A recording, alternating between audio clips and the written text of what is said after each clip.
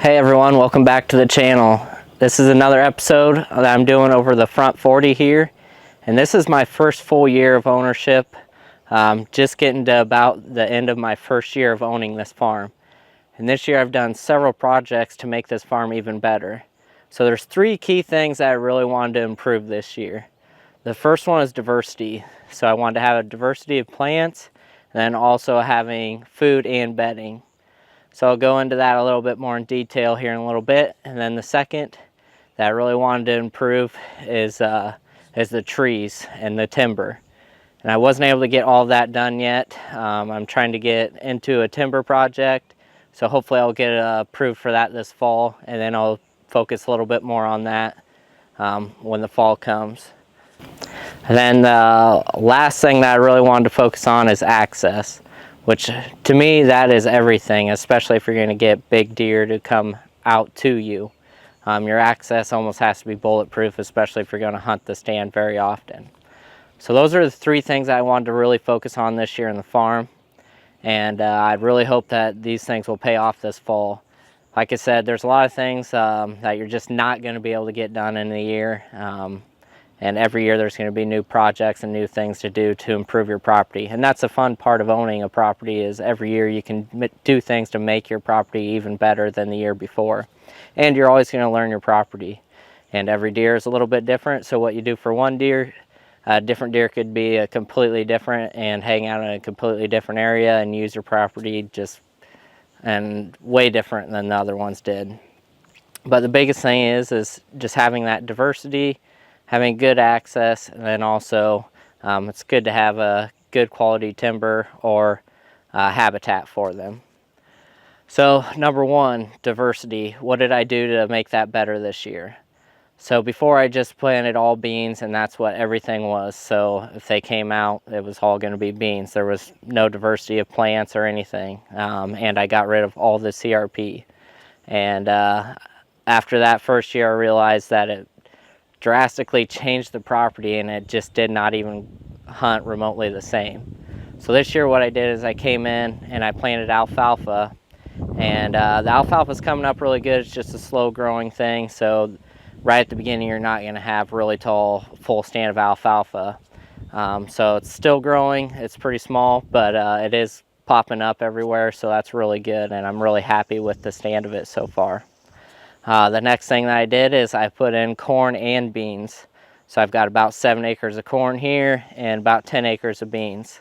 So I've got about overall about 25-ish acres that I ended up planting into some sort of food. And then if you go around the corner of my plot here, there's about a 3/4 acre plot that I just put in, and it is just going to be bedding. Unfortunately, I ran out of switchgrass this year, so I didn't get that planted either. But with it, there's a lot of warm season and cool season grasses already there from the CRP previously that didn't get all the way killed off last year. So those are popping back up. I burned it this year, and there's a lot of good growth in there. And then I also added in some clumps of miscanthus, just so it's got a little bit of something that's going to be a little bit taller and make them feel a little bit more secluded in there. So the second thing is the timber stand.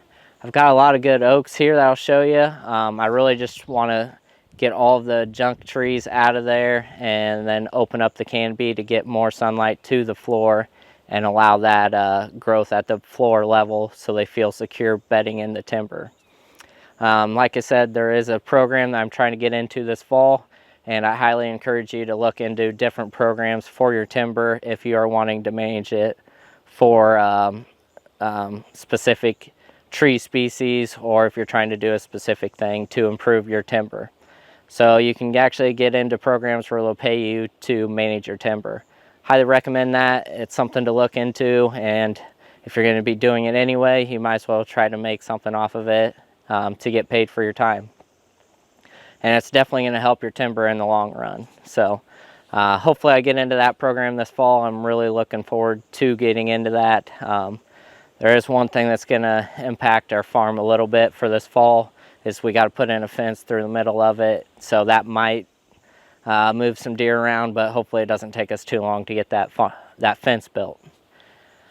So that is the timber part, really just trying to get the oaks so they can get more sunlight and expand and hopefully get more acorns, and then also help oaks, walnuts, some hickories, and just your better tree species to survive and do better so they can produce more acorns and give them the room that they need to grow, and then also getting the sunlight to the floor and trying to manage invasive species.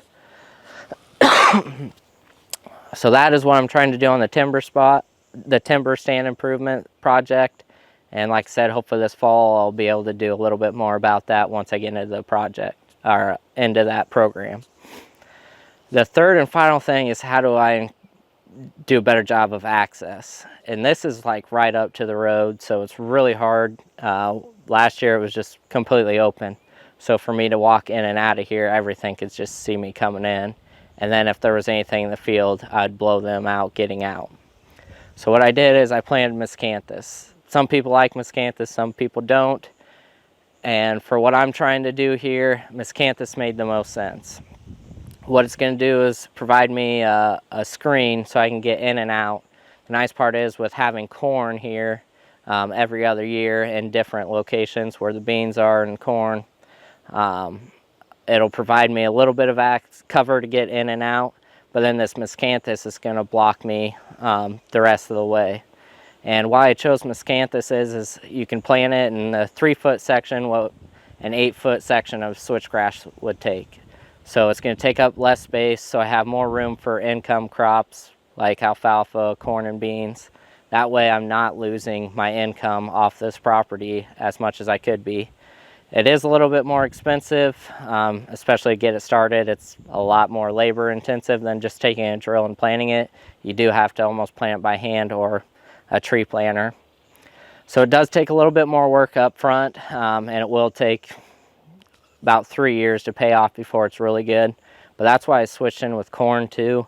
It gives me a diversification of crops, but also provides a little bit more cover so it blocks the farm from the road.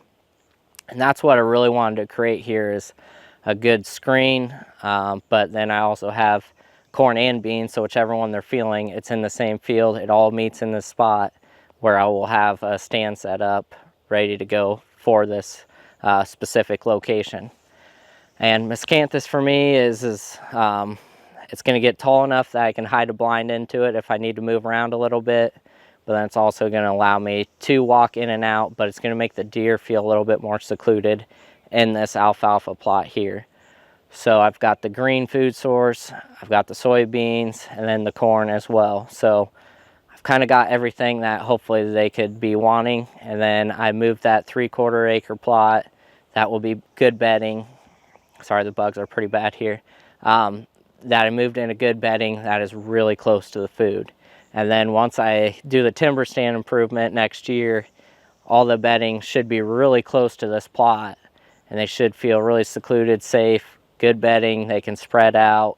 I'll have good sunlight to the floor, so there will be a good floor cover in the timber, and that'll give them a lot more bedding areas than they have right now. And then once I get that fence built too, it will block the cattle out, so the deer will feel a little bit safer bedding in there and they won't get pushed around as much. That is what I'm doing to improve the farm this year. What I really encourage everybody to do is think of what is your goal for your property, and then work towards that goal. Every year you're not going to get all your projects done. That's the fun part. You still have next year, hopefully, to come back and do those projects you didn't get done and see what that does to your property and how much it increases your hunting. There's still water, debating on putting up a little water hole right here too, so that gives them another little thing to come into to push them into this area. So that's another project I still want to get done. I'm not sure if I'll get it done this year or not. There's still time this year to get it done. I'm kind of getting into that summer timeline where things slow down a little bit. I've got everything planted now. Everything's growing really good. I'm really excited about that. Glad the corn's looking pretty decent. The beans, I had to replant a few of those. Not sure exactly what happened there, but the replanted beans is coming back up.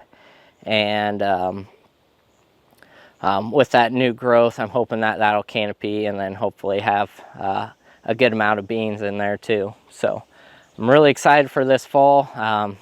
Put in a lot of work this spring.